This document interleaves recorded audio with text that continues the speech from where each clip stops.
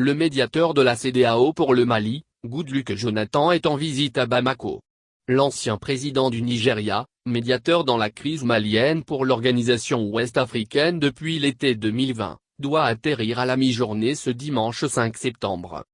Le médiateur de la CEDEAO restera dans la capitale malienne jusqu'au mardi 7 septembre, où il effectuera une série de rencontres destinées à évaluer le processus de transition politique en cours dans le pays.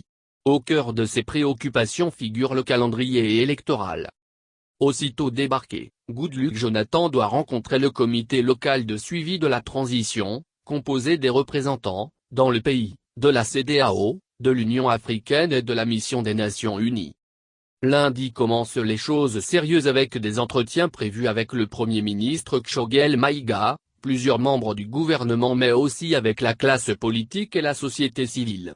Ce n'est que mardi matin, au terme de sa visite, que le médiateur de la CEDEAO s'entretiendra avec le président de la transition, le colonel Assimi Goïta. Le respect des engagements pris par les autorités de transition. Aucune rencontre n'est prévue avec les anciens résidents des premiers ministres Bando et Mokhtar Ouane dont le placement en résidence surveillée a finalement pris fin, il y a une semaine, après 3 mois de bras de fer avec les autorités. C'est déjà réglé, ce n'est plus un problème, confie une source proche du médiateur. Au cœur de cette visite, le respect des engagements pris par les autorités de transition. Nous attendons des précisions sur le chronogramme des élections, explique une source proche du médiateur qui assure que l'allongement de la période de transition n'est toujours pas une option. Le médiateur fera son compte-rendu au chef d'État de la CEDEAO.